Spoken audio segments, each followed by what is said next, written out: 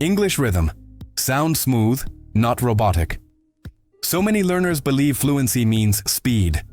They watch a native speaker on TV, overwhelmed by the flow of words, and their first thought is always the same. I'll never be fluent because I can't talk that fast. But this belief is a trap.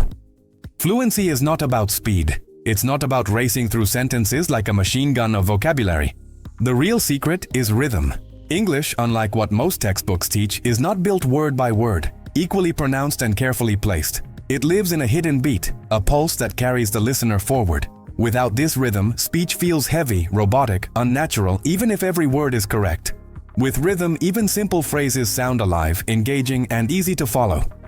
Imagine two learners. The first has perfect grammar. He pronounces every sound with the precision of a dictionary. He separates each word, thinking this clarity will impress people. But when he speaks, listeners quickly lose attention. His speech is flat, mechanical, and strangely exhausting to hear. The second learner doesn't have perfect grammar. Sometimes she chooses a simple word instead of a fancy one. Yet her voice moves like a song.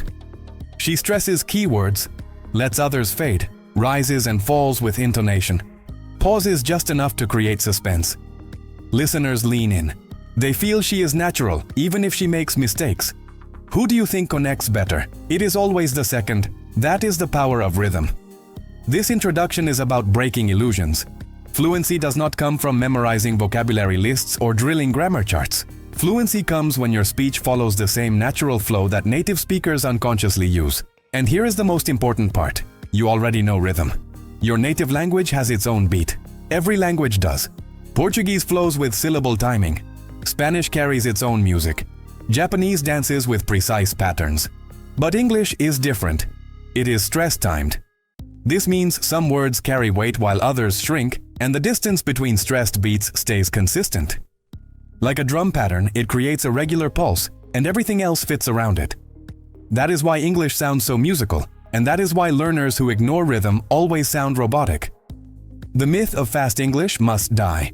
Native speakers are not racing. They are not pronouncing every word at equal speed.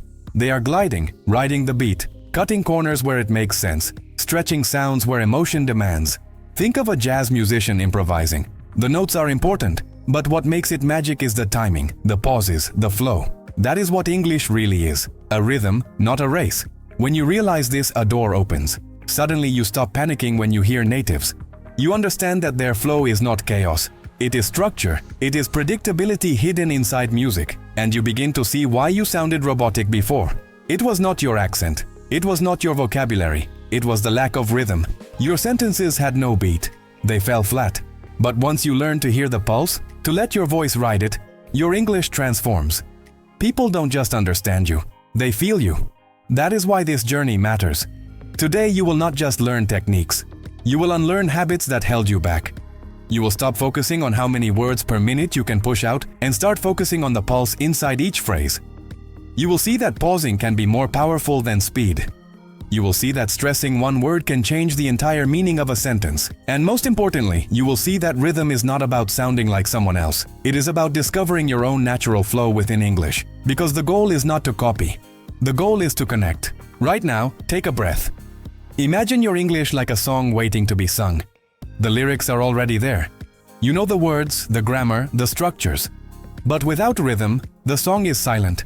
This video is the rehearsal that will bring your voice alive. Forget speed, forget perfection, listen for the beat. Let's begin the journey to sounding smooth, natural, and alive in English. If you close your eyes and listen carefully to native English, you will notice something strange. It doesn't sound like a sequence of perfectly separated words, it sounds like a current, a pulse. A rhythm that carries the voice forward even when the individual words seem to blur together. This is the invisible heartbeat of English, and most learners never realize it exists. They keep chasing vocabulary lists and grammar drills, but they fail to notice that what makes English feel alive is not the words themselves, but the timing between them. Think about how you experience music. Even if you don't know the lyrics of a song, you can still feel the beat. Your foot taps, your head nods, your body senses the flow. That is exactly what happens in English conversation. Natives ride a beat that is so natural to them they never stop to explain it. But for a learner, hearing this pulse for the first time is like discovering the hidden code that makes everything make sense. Suddenly, conversations that once felt chaotic reveal their structure. You realize that the stressed words are like drum hits, and the smaller words just fill the space between them. This invisible pulse is why English is often described as stress-timed. What that really means is that certain words are given weight. They stretch slightly longer, while the others shrink and almost disappear. For example, in the sentence, "I want to go to the store," the stressed words are want, go, and store. The rest, I, to, the, are reduced, almost whispered. The timing between the stressed beats stays steady, like a metronome, and everything else is squeezed in to match. This is why native speech can seem fast. It's not because natives are speeding through every word, but because they are compressing the weak ones around the strong beats. Now imagine listening to someone who ignores this pulse. Every word is pronounced equally, with no variation in timing or emphasis. That is the robotic effect. The listener feels as if they are hearing a machine outputting language, not a person communicating meaning. But when you respect the invisible pulse, your voice instantly changes. Even with basic vocabulary, you suddenly sound natural because you are matching the rhythm that every native ear expects to hear. The beauty of this is that rhythm gives you freedom. You don't need to pronounce every single sound perfectly. You don't need to copy the accent of New York or London. What matters most is aligning with the beat. When you stress the right words and relax the others, listeners understand you effortlessly. Even if you miss a syllable, the rhythm carries your meaning across. It's like dancing. You don't need to copy every step of a professional. You just need to stay on the beat, and people will feel your flow. You can train yourself to discover this pulse by shifting how you listen. Stop focusing on hearing every word. Instead, listen for the strong words, the ones that stand out, the ones that carry meaning. Notice how natives glide over the small words as if they are background music. Try tapping your hand on the table as you listen, hitting the beat every time you hear a stressed word. With practice, you'll start feeling the hidden metronome of English, and once you feel it, you will never unhear it. It will guide you every time you speak. Another way to experience the invisible pulse is to exaggerate it. Take a simple sentence like, "She went to the park." Say it in a robotic way first, giving equal weight to every word. She went to the park. It feels stiff, heavy, and unnatural. Now say it again with rhythm. She went to the park. Notice how the stressed words jump forward like accents in music, while the others shrink. The difference is dramatic. One version feels like a translation, the other feels like English. This pulse is invisible because no one teaches it. Schools focus on grammar rules, vocabulary memorization, reading comprehension. But they almost never say the truth. English is not built on equal syllables, it's built on a beat. That's why learners often feel confused when they listen to natives. They hear entire words vanish. They think, did he skip something? Did she cut half the sentence? But nothing is missing. The words are there, only compressed by the pulse of rhythm. When you start embracing this, your perspective changes.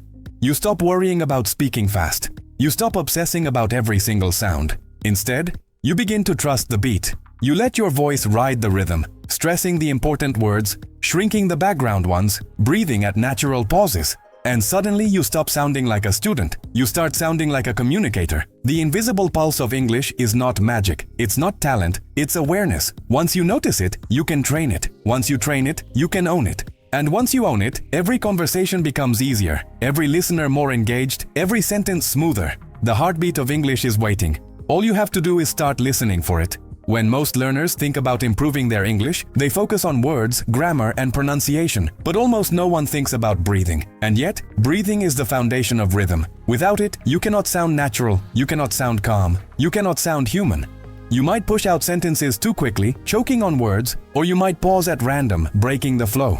But once you learn to breathe with intention, your speech changes. It feels smooth, it feels alive, it feels like real English. Breathing is not just about oxygen, it is about timing. Think about how native speakers pause in conversation. They don't stop after every word. They don't gasp for air mid-sentence. They pause at natural points, where the thought completes, where the emotion shifts, where the story invites a moment of silence. That silence is not empty. It is part of the rhythm. Just like in music, the pause is as important as the note. A pause gives the listener time to absorb meaning. It creates anticipation. It adds drama. Without pauses, speech feels rushed, nervous, robotic. With pauses, it feels confident and human.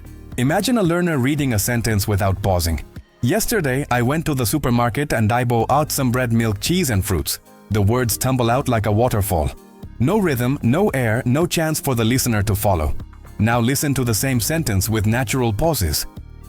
Yesterday, I went to the supermarket and I bought some bread, milk, cheese, and fruits. Each pause marks a natural boundary. The listener can breathe with you. The sentence has space to live. This is not slower. It is clearer, it is smoother, it is natural. Pausing also controls emotion. If you want to sound excited, you shorten your pauses, letting the energy push forward. If you want to sound serious, you lengthen them, letting the silence carry weight. If you want to sound curious, you pause right before the keyword, pulling the listener into the reveal. Great speakers do this instinctively, but you can train it, you can practice it, you can own it. Breathing, on the other hand, is what keeps your voice steady. Learners often run out of air because they try to pronounce every word strongly, with no reduction, no rhythm. They waste energy on unimportant words and then they feel breathless. Native speakers never do that. They let small words shrink. They let sounds connect. This saves air, keeps the flow, and makes the sentence easier to say. For example, I want to go to the store is exhausting if you pronounce every syllable. But when you let it flow, I want to go to the store. You use less breath and it sounds more natural. The rhythm comes from breathing correctly, not from forcing your lungs to sprint. Try this simple exercise. Take a deep breath and say a full sentence out loud. Notice where you naturally run out of air. That is not a mistake. That is a signal. Your body is showing you where the pause should go. Respect it. Next time, plan your sentence so you pause there on purpose. This creates a natural alignment between your voice and your breath. You are no longer fighting English. You are flowing with it. Another powerful technique is shadowing with attention to breathing. Don't just copy the words. Copy the pauses. Copy the inhale before a phrase. Copy the exhale at the end of an idea. You will notice that native speakers rarely sound breathless. They always seem in control, even in long sentences. That control comes from invisible breath management. It is not taught in textbooks, but it is the secret that makes their English sound effortless. Pausing also solves another problem: nervousness. Many learners panic when they can't find the next word. They freeze, their voice breaks, and they feel ashamed. But if you train yourself to use pauses intentionally, those moments no longer feel like failure. They feel like style. You can pause, look thoughtful, breathe, and then continue. Listeners won't see it as a mistake. They will see it as natural. They will even admire your calmness. Think about great storytellers. They never rush. They use silence like a weapon. A pause before the punchline makes the joke land harder. A pause before the revelation makes the story unforgettable. You can do the same in English. You can own the silence. You can make it part of your rhythm. Breathing and pausing are overlooked because they seem too simple. But they are the keys to natural flow. If you master them, everything else becomes easier. Pronunciation improves because you stop forcing every word. Listening improves because you start hearing where sentences naturally break. Confidence improves because you control the pace instead of letting nerves control you. Remember this: every natural speaker breathes, every natural speaker pauses. The difference between robotic English and natural English is often not the words, not the grammar, but the silence between them. When you learn to breathe with purpose and pause with confidence, you stop sounding like a learner. You start sounding like yourself, alive, calm, and connected in English. If rhythm is the heartbeat of English, then emotion is the blood that gives it life. Without emotion, rhythm collapses into mechanical repetition. With emotion, even the simplest words take on power. Think about how you speak in your native language. You don't just say sentences. You breathe feelings into them. You raise your voice when you're excited. You soften it when you're sad. You stretch a word when you want to create suspense. You rush when you feel urgency. All of these subtle choices change rhythm. And yet, most learners forget to bring emotion into English. They focus so much on correctness that they flatten their voice, killing the energy that makes them sound human. Imagine two people saying the same phrase. That's amazing. The first person speaks flatly with no energy, equal stress on both words. That's amazing. It sounds like they are reading instructions. The second person injects excitement. Their voice rises, stretches the ma, and falls at the end. That's amazing. The meaning is the same. The words are identical. But one version feels dead. The other feels alive. The difference is emotional rhythm. Native speakers use emotion unconsciously. When they tell a funny story, their rhythm bounces. When they share something dramatic, their rhythm slows, their pauses lengthen, their intonation drops lower. When they are nervous, their rhythm becomes uneven, rushing in places, stalling in others. You can hear the feeling inside the rhythm before you even understand the words. That is why even children can sense whether someone is angry, happy, or joking in English without knowing the language. The music of emotion carries meaning beyond grammar. For learners, this is liberating. You don't need perfect vocabulary to express yourself naturally. You just need to let your emotion shape your rhythm. If you are happy, let your voice rise. If you are serious, let it drop. If you are curious, pause before the key word. If you are telling a secret, lower your volume and slow your pace. These adjustments make you sound authentic. They also make your listener connect with you because communication is not about flawless words. It is about shared feeling. One of the biggest mistakes learners make is speaking in English with a neutral emotional tone. They think neutrality equals professionalism, or safety, or clarity. But in reality, neutrality equals boredom. A monotone rhythm drains the listener's attention. They might understand your grammar, but they won't feel engaged. And if they don't feel engaged, they won't remember what you said. Emotion is the hook. Rhythm is the rope that pulls them in. Try this exercise. Take a simple phrase like, "I can't believe it." Say it 3 different ways. First, with excitement, as if you've just won a prize. Second, with anger, as if someone has betrayed you. Third, with sadness, as if something tragic has happened. You will notice that the rhythm changes every time. The words stay the same, but the length of pauses, the pitch of your voice, and the weight of stress move naturally with the emotion. That's the secret. Rhythm is not fixed. It adapts to what you feel, and here is where learners unlock fluency. By practicing rhythm not only as a technical skill, but as an emotional performance. Stop thinking of English as lines on a page. Start thinking of it as a living script. Each sentence is a stage, and your voice is the actor. If the actor performs with no emotion, the audience walks away. But if the actor fills each line with feeling, even the simplest script becomes unforgettable. Another hidden benefit is confidence. Many learners fear speaking because they focus only on correctness. They are terrified of mistakes. But when you shift your focus to emotion, you stop obsessing over errors. You care more about the feeling you want to transmit. If you want to make someone laugh, you exaggerate your rhythm playfully. If you want to persuade, you slow down, emphasize keywords, and create weight.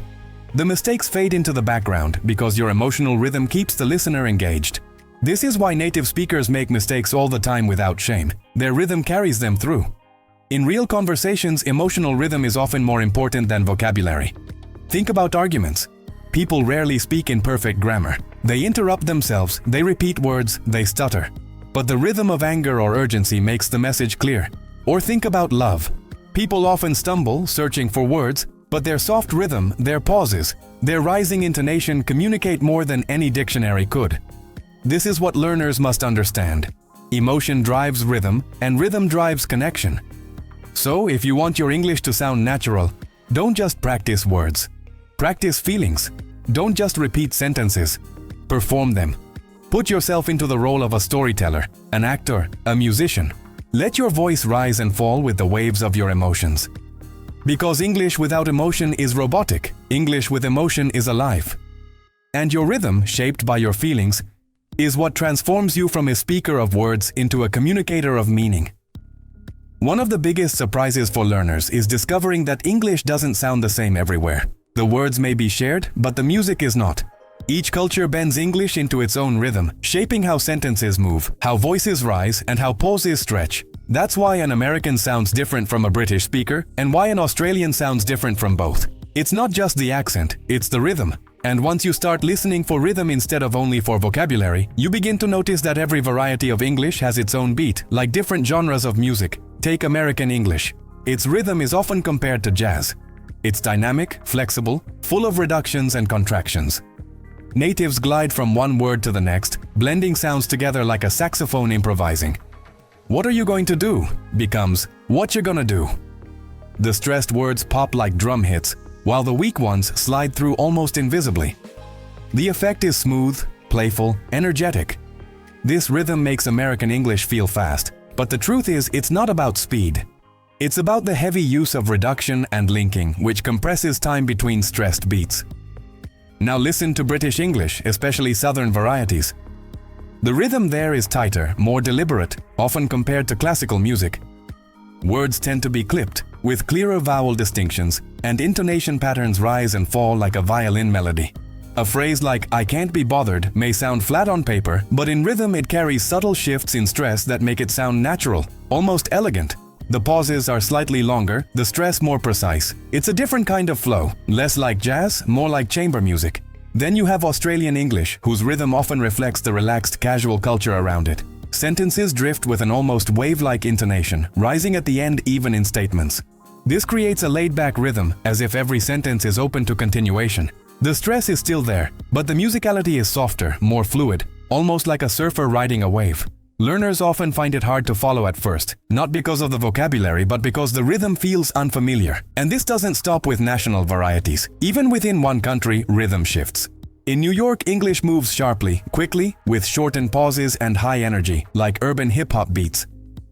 In the American South, rhythm slows, stretching vowels, lengthening pauses, creating a drawl that feels closer to blues. In London, you'll hear Cockney or multicultural London English, where rhythm bounces with slang and clipped sounds, more like rap than classical music. The truth is that rhythm mirrors culture. How people move, how they live, how they interact socially, all of it seeps into the way English flows in that community. For learners, this is both a challenge and an opportunity. The challenge is that you cannot expect English to sound exactly the same everywhere. If you train only with American movies, British conversations might confuse you. If you only follow British podcasts, an Australian might feel impossible to understand. The opportunity, however, is greater. By exposing yourself to different rhythms, you train your ear to adapt. You become flexible. You stop expecting English to be one single melody and start treating it as a playlist. Each variety adds a new song to your understanding. And the more songs you know, the easier it is to dance with anyone, anywhere. This is why listening practice must go beyond textbook recordings. Those artificial voices are stripped of rhythm. They are designed to be neutral, slow, and clear, but they hide the real music of English. To master rhythm, you need the messy, authentic voices of real life. Watch shows from different countries. Listen to street interviews. Notice how stress, pauses, and reductions change with the speaker. At first, you will struggle. Your ear will protest, but slowly you'll begin to decode the cultural rhythm, and then you'll feel more at home in any version of English. The secret is not to choose one rhythm and reject the others. You don't need to sound American or British or Australian. You need to sound like you, but with awareness of how rhythm shifts across cultures. This awareness gives you power. In a conversation with an American, you might adopt a slightly faster, smoother flow. With a Brit, you might sharpen your stress and let pauses breathe. With an Australian, you might allow your intonation to rise more often. You don't lose yourself in the process. You expand yourself. You become rhythmically multilingual inside the same language. When you realize that rhythm is cultural, you also stop worrying about perfection. Because even natives don't sound the same. No one has the one true rhythm of English. There are only rhythms shaped by community and culture. And this means your rhythm, shaped by your background, can also belong. You don't need to erase it. You just need to connect it to the music of English so that listeners can follow your beat. English is not one song. It is an orchestra of styles, each culture adding its own instrument. If you want to be fluent, you don't need to master all of them, but you do need to learn to listen to them.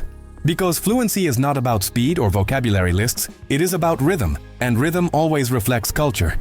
Once you see English this way, not as a single melody but as a playlist, you stop feeling lost. You stop comparing yourself. You start enjoying the music, and that joy is what keeps your English alive.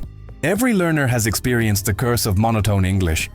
You know the feeling, you say the right words, your grammar is fine, but the result is flat, lifeless, mechanical. People understand you, but they don't feel you. And because they don't feel you, the conversation never flows. It ends quickly. It lacks connection. This is the silent killer of fluency. The truth is, monotone speech is not a reflection of intelligence or effort. It is simply a lack of rhythm. And rhythm can be trained. The most powerful way to train rhythm is through transformation. Take a sentence that sounds robotic and reshape it step by step until it becomes expressive, alive, human. This is not just a pronunciation exercise. It is a performance drill.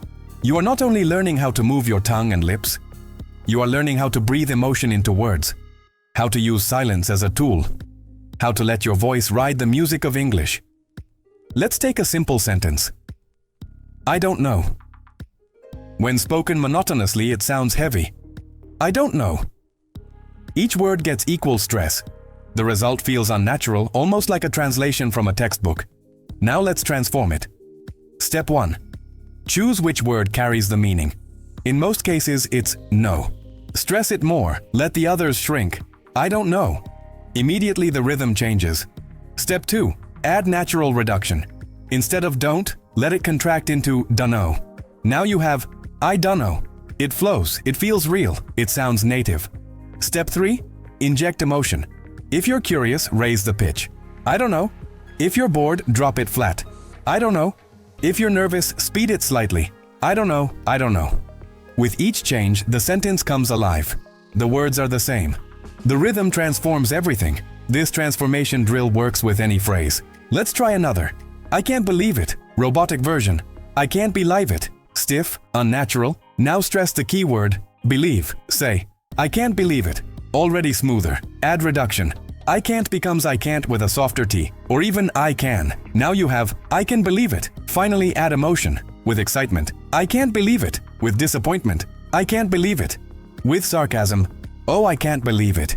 Each version has a unique rhythm, shaped by feeling. The phrase becomes a tool for expression, not just information. This is the essence of the drill: repetition, reduction, and reinvention. You take a stiff sentence and transform it into something that breathes. At first, it feels exaggerated. You will think you sound like an actor, not yourself. But that's the point. Actors exaggerate in rehearsal so that on stage the performance feels natural.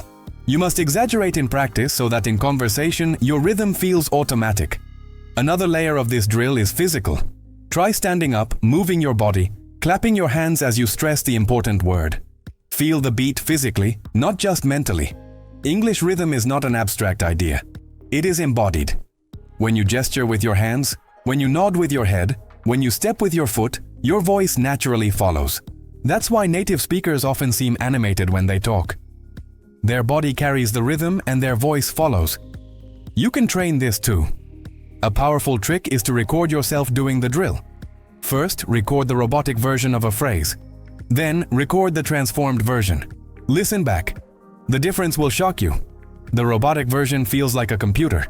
The expressive version feels like a person. And here's the secret. Listeners don't care about perfection. They care about connection.